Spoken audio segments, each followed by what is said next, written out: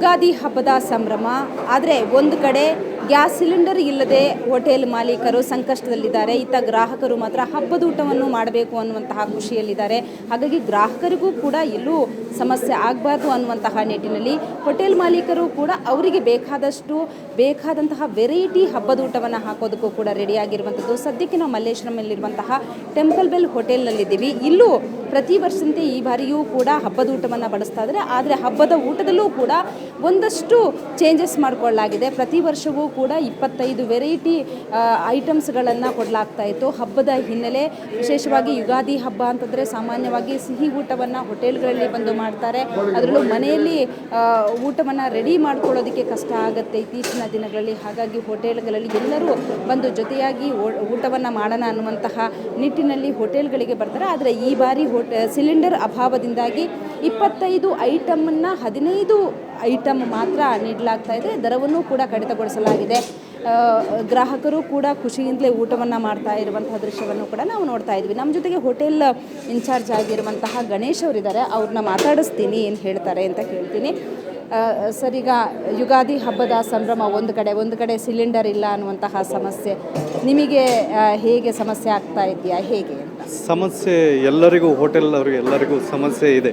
Cylinder ಅಭಾವದಿಂದಾಗಿ ನಾವು alternate ವ್ಯವಸ್ಥೆಯನ್ನು ಮಾಡ್ಕೊಂಡಿದ್ದೀವಿ. ಯಾಕಂದರೆ ಗ್ರಾಹಕರಿಗೆ ಅಟ್ಲೀಸ್ಟ್ ನಾವು ಪಾರ್ಸಲ್ ಆಗದಿದ್ದರೂ ಇಲ್ಲಿ ಸಿಟ್ಟಿಂಗ್ ಕೊಡಬೇಕಂತ ಒಂದು ಆಸೆಯಿಂದ ಸ್ವಲ್ಪ ಮೆನುಗಳನ್ನು ಕಟ್ ಮಾಡಿಬಿಟ್ಟು ಗ್ರಾಹಕರಿಗೆ ಒಂದು ಉತ್ತಮವಾದ ಖಾದ್ಯವನ್ನು ನೀಡ್ತಾ ಇದ್ವಿ. ಎಷ್ಟು ಮೆನು ಕಟ್ ಮಾಡಿದ್ರಿ ಸರ್? ಹೋದ ವರ್ಷ 25-26 ಬಗೆಗಳು ಇತ್ತು. ಈ ಸಲ 18 ಬಗೆಯನ್ನು ಮಾಡಿದ್ದೀವಿ.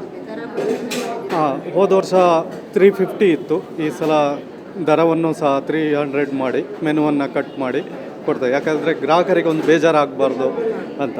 ನಮ್ಮಲ್ಲಿ ಪ್ರತಿ ಸಲ ಹಬ್ಬಕ್ಕೆ ಕ್ಯಾರಿಯರ್ ಹೋಗುತ್ತೆ, ಒಂದು 300 ಊಟ ಹೋಗುತ್ತೆ. ಈ ಸಲ ನಾವು ಅದನ್ನು ಕಟ್ಔಟ್ ಮಾಡಿದ್ದೀವಿ. ಅಂದರೆ ಆರ್ಡ್ರ್ಗಳನ್ನು ಫ್ರೀ ಬುಕ್ಕಿಂಗ್ ಇತ್ತು, ಅದನ್ನು ನಾವು ನಿಲ್ಲಿಸಿದ್ದೀವಿ. ಯಾಕಂದರೆ ಸಿಗುತ್ತೋ ಇಲ್ವೋ, ಗ್ಯಾಸ್ ಅರೇಂಜ್ ಮಾಡೋಕ್ಕಾಗತ್ತೋ ಇಲ್ವೋ ಅಂತ. ಪಾರ್ಸಲ್ ಇಲ್ಲ, ಕೊಡ್ತಾ ಇಲ್ಲ. ಊಟಕ್ಕೆ ಮುಂಚಿತವಾಗಿ ಬುಕ್ಕಿಂಗ್ ಮಾಡ್ಕೊಳ್ತಾ ಇದ್ದೀವಿ. ಈ ವರ್ಷ ಅದೇ ಎನ್ಕ್ವೈರಿಗಳಿತ್ತು. ನಾವು ಹೇಳಿದ್ದೀವಿ ಎಷ್ಟಾಗತ್ತೆ ಇಲ್ಲಿ ಮಾತ್ರ ಸಿಟ್ಟಿಂಗ್ ಕೊಡ್ತೀವಿ, ಪಾರ್ಸಲ್ಗಳನ್ನು ಕೊಡುವುದಿಲ್ಲ, ಕ್ಯಾರಿಯರ್ಗಳನ್ನು ಕೊಡೋದಿಲ್ಲ ಅಂತ ಹೇಳಿದ್ದೀವಿ. ಇಲ್ಲ, ಸೀಟೇನು ಕಡಿತ ಮಾಡಿಲ್ಲ. ಹೌದು, ಖುಷಿಯಾಗಿದ್ದಾರೆ, ತುಂಬ ಖುಷಿಯಾಗಿದ್ದಾರೆ.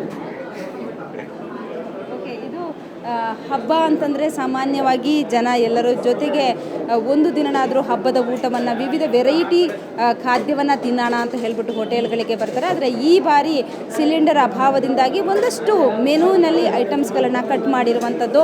ಆದರೂ ಕೂಡ ಎಲ್ಲೋ ಜನರಿಗೆ, ಅಂದರೆ ಬರುವಂತಹ ಗ್ರಾಹಕರಿಗೆ ಸಮಸ್ಯೆ ಆಗಬಾರ್ದು ಅನ್ನುವಂತಹ ನಿಟ್ಟಿನಲ್ಲಿ ಎಲ್ಲ ಎಷ್ಟಾಗುತ್ತೋ ಅಷ್ಟು ಖಾದ್ಯಗಳನ್ನು ಕೊಡುವಂತಹ ಪ್ರಯತ್ನವನ್ನು ಕೂಡ ಹೋಟೆಲ್ ಮಾಲೀಕರು ಮಾಡ್ತಾ ಇದ್ದಾರೆ. ಆದರೆ ಅದರ ಜೊತೆಗೆ ಬುಕ್ಕಿಂಗ್ ಇರ್ಬೋದು ಅಥವಾ ಪಾರ್ಸಲ್ ಇರ್ಬೋದು, ಇವೆಲ್ಲವನ್ನು ಕೂಡ ಕಡಿತವನ್ನು ಕೂಡ ಮಾಡಿರುವಂಥದ್ದು. ಬೆಂಗಳೂರಿನಿಂದ ಕ್ಯಾಮರಾ ಪರ್ಸನ್ ನಾಗರಾಜ್ ಜೊತೆಗೆ ಮಮತಾ ಮರದಾಳ, ಏಷ್ಯಾನೆಟ್ ಸುವರ್ಣ ನ್ಯೂಸ್.